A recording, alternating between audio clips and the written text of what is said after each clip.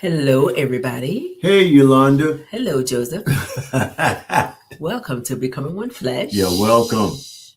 This is our podcast today. Yes. Y'all, we have to do this because our internet can.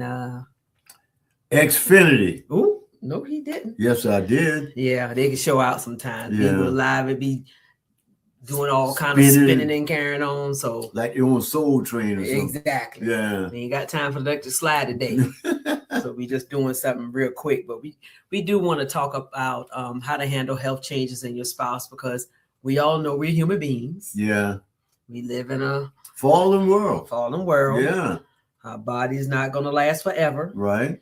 And things happen. And so our body goes through changes and we get older and all of those other good things. And so we may have, situations and things our bodies go through. So how do you handle those things as a married couple? That's what we want to talk about today. Yeah. I got to give you kudos from this standpoint. I had that surgery I had on my shoulder. Mm-hmm. You was there. Mm-hmm. And, I'm older. And as I'm getting older, my mind tells me that I'm young, but my body says something totally different, and always at the VA, always doing this, checking on this blood pressure and knees and back and all that.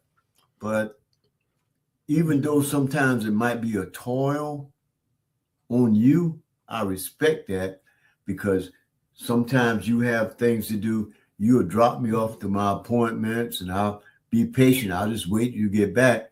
But I appreciate you because you understand that I ain't no spring chicken. It took a long time for Joseph to accept his age. Yeah, it did. I didn't have a problem with it because, he was always older than me. That wasn't an issue I had with him. Mm-hmm. Because he never really looked his age, and that wasn't a factor for me, because when I met him, he was playing ball still. Yeah. He was going out playing ball with the young guys and stuff. So get that old man. Yeah, he was. And then he would be walking and at the track and stuff like that. He was still exercising and things like that when we met almost 8 years ago. Yeah. So he always, kept himself in good shape, and probably really better shape than me. Because I remember I called myself trying to race him. Where we was up here. We came up here before we moved up here. Yeah, we was up here. Yeah. I called myself. I said, I'm gonna dust him. He older. I can dust him. Y'all, I called myself. Let's race to the van. I was choking on his dust. He ain't ready. I said, I didn't know he could run that fast. Yeah. I forgot he was an athlete. I wasn't an athlete. So he choked me in the dust. I said, oh my gosh. I learned from that day. Don't challenge this man to nothing, because he used to play ball. Yeah. So, it's just, as time went on, both of us had changes in our health and stuff. It's not just you. I've had health issues as well. I had to have a hysterectomy some years ago. Yeah. And things like that. So yeah. That was a major surgery I had, and he took good care of me as well. So I had realized too. In your foot. Yeah, in my foot. And I had foot surgery some years ago. I had a bone spur and had to get a screw in my foot and things like that. So I was down about 6 to 8 weeks with that. So, we both went through different changes in our health and still dealing with things in our bodies and things like that. And what we have to realize, even in relationships, is that, you get married and your health may be one way, and you may be used to your health being one way. But we have to realize, like the word says in Ecclesiastes, that there's a time and season for everything. Okay. That seasons do change. Yeah. In your marriage and in your relationship, that those things are going to change. And so we have to give each other allowance for those things to change, because we don't know what is going to come. We don't know what's going to happen years and years from now. We don't know how things are going to change. So there's no way to predict the future. But what we can do is be loving, and be patient with one another as we go through those things. Yeah. Okay. I respect that. Yeah, that's what we can do. So then we can also talk about how not to, make your spouse into the condition that they're dealing with. That many times they may be dealing with different things in their body, and they may not be able to physically do things like they used to be able to do things. And we don't want them to feel bad or feel guilty about not being able to move around and do what they used to be able to do. Yeah, because like I said earlier, my mind tells me, man, you can still do it. You still got it. But my body won't let me do a lot of things that I'm used to. And like I said, I'm thankful that you don't look down at me because of that. Mm-mm. You know, you encourage me. Well, Joe, I know you not be able to do so and so that you used to do. Just do what you can.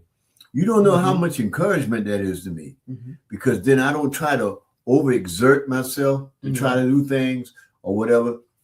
I think I came home one day. I said, look, them young boys dust me on that court. I can't do that no more. You know, we was looking at something the other night, and I said, no, I think we was driving somewhere. And I said, I remember I used to be able to do all that stuff. I said, I can't do it now. You said, Joe, don't worry about that stuff. You'll be all right. You know what I'm saying? So like you said, we can't allow their conditions to be our condition. You know, we encourage each other to go forth with what we can do. Yeah. And I know too much. I mean, there's not much that we do or that I try to plan or that we plan to do that's going to be outside of our normal comfort zone anyway. Because when we went to Cascade Falls for the 4th, both of us was huffing and puffing. Oh my Lord, I thought we were going to pass out going up those steps. There was so many steps. I'm like, wait a minute. I said, both of us was tired. Yeah. And we was ready to go back home. And we did. And we did. We was hot, but we was mad about them steps. We was so tired. We was like, wait a minute, this too many steps. So we don't do a whole lot of things that's gonna be too physical on both of us, because we both got things going on in our body from the military, of course. Yeah. And we know there's not so many things that we can do. So we don't really try to get into, no, we can't get out there riding go-karts. A lot of strenuous stuff. You know what I'm saying? Going out here doing things that we know we can't do. So we don't try to push each other in those kind of areas and things like that. So we pretty much do things that we know that we can do that won't be too much for either one of us. Okay. Yeah. Okay. Yeah. So you want to talk about our next point? What is the healthy spouse needs grace too. Yeah. And even if there's a spouse, let's say a spouse that's doing well, then there's going to be things that they're going to want to do as well. I guess that's to say that I guess they shouldn't feel bad for wanting to do things. Yeah, that's my problem. Or shouldn't be limited in any kind of way. That's been my problem too, because I always try to, baby, you don't have to do this. Say, I got it. You don't have to do this. And you point blank told me, said, man, I'm not an invalid. I can do it. And sometimes I still catch myself, even like this morning. I said, baby, I got to do it. And I said, I said, okay, my bad. But there's also some spouses who are caregivers too. Yeah, and they deal with a lot of stress. Grace. Yeah, they need grace. A lot of frustration. They're the ones that's being all the pressure and stuff goes on them. So they need a break as well. You know what I'm saying? Okay. They need time to themselves, or need to be able to do things that they want to do too. Time to breathe. Yeah. So it's like there has to be some kind of balance in it to where they won't lose themselves or be overwhelmed, in caring for the other spouse too. Okay. Yeah. So it has to be a balance with both of them. Amen. Yeah. And then even in that, with having health challenges, it's about being able to communicate and talk about it. Because we've talked about those things before, because, Joe has felt before, he's told me this, that him having, when he dealing with different things, whatever, that he's being a burden to me. And I tell him, I said, this is life. Yeah. Nobody signs up and says, oh, well, I want to be diagnosed with this, or I want to deal with this. We don't go through life hoping that we have to deal with different things in our bodies.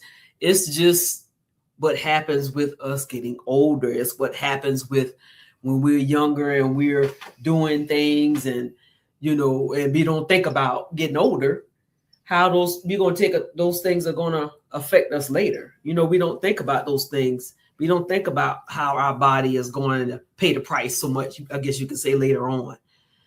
So maybe like, with you being an athlete, and you was playing ball all those years, you didn't know that was going to affect your knees and back and all that stuff later on. Really.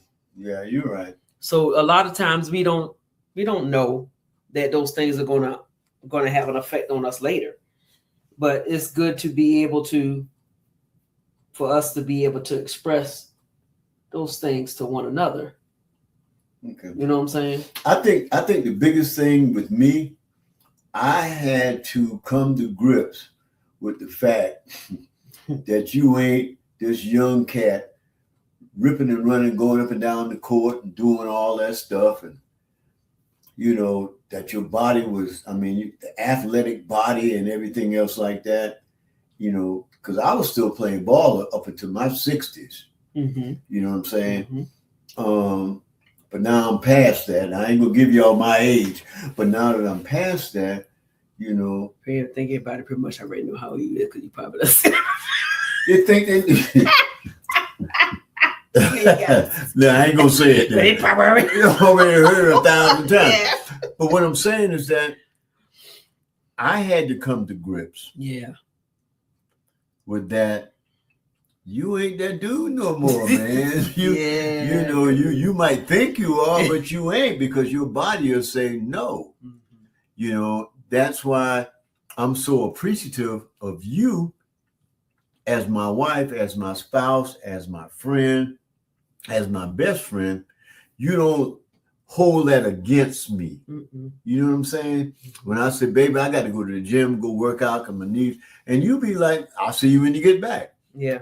These things, because you don't use it as a tool against me. Mm-hmm. Even though we was talking about grace for the caregiver, you give me grace to be cared for. Mm-hmm. And I really appreciate that, because it helps me not only just physically, but it helps me mentally and spiritually, because I understand where your heart is. Yeah. And we have to learn, how we can support one another in this thing, because I think it's difficult for both. It's difficult for the person that's dealing with the health issue. Yeah. And then it's difficult for the spouse as well. So I guess we need to know how you're feeling, because of the changes that, the spouse may be dealing with, the person that may have the health thing. And then maybe both spouses have got health issues. It's not to say that one is fine and the other one's not, because both may have things that they're dealing with, but one may be dealing with more than the other. But it's still good to ask, how have you been feeling lately? How have you been dealing with the changes in your body and different things like that? And what are some new ways? How can we enjoy ourselves, since we can't go out or walk as much as we used to, but what are some things we can do together that can replace that we can enjoy, that's in the place of those things that we used to do. So there's always ways around, I think, how we can adjust to life and do things that you can still enjoy as a couple. Yeah, because I remember when we went out with some friends of ours, and went all through the city. Ooh, those stairs again. It's those stairs, y'all. They tearing our knees up. It was so difficult. Yes. For me. But you know what was the sweet part about it? Mm-hmm. You put your hand on my back and said, come on, Joe, take your time. Mm-hmm. We'll get up here together. That meant so much, because I was struggling. I was struggling too. That's the thing. We were struggling together. But even in your struggle, you gave me comfort through my struggle. And I think that's, as couples, we have to do those kind of things for one another. Yeah, Because definitely. Scripture says when one is weak, other one is strong. Yeah. So you use your strength to help my weakness, and when I can use my strength to help yours. Yeah. And that's that's the communication that we have with one another. And I think that's more important in a lot of areas with spouses. Yeah. And I think the last point will be for is intimacy, because even in those changes, intimacy can change. Yeah. And we had that conversation. And that doesn't mean intimacy has to totally disappear. Yeah. But it still may change. Things may not be going on as often. It may not be as much, but it doesn't have to totally disappear. Yeah. I believe that you can come up with ways or different things, that can be done that can still keep, I guess, the passion or the fire burning. Okay, but then does intimacy only have to mean sex? Nope. But that's what we've been told. It's bigger than that. It's bigger than just physical. Yeah. I mean, intimacy could be like laying down watching TV together. Could be just cooking together. Just having a conversation together. Just laying down cuddling without all that other stuff. Conveying what we feel in our hearts and in our minds towards situations, issues, or whatever. That's intimacy too. Because as we get older, we know our bodies don't function as what we was in our 20s. Because in our 20s, we was. Yeah. You understand what I'm saying? And does that mean that because you're not the same person that you were in your 20s, that now that you're in your 50s and 60s and 70s or whatever, that you have to stop being intimate with your spouse? We have to find different ways of intimacy. Yes, definitely do. But it doesn't have to, it can be done in creative ways and different ways. Yeah, definitely. And that's something that you and your spouse can come up with ways that it can be done, that I believe that can be beneficial to both of y'all. Yeah.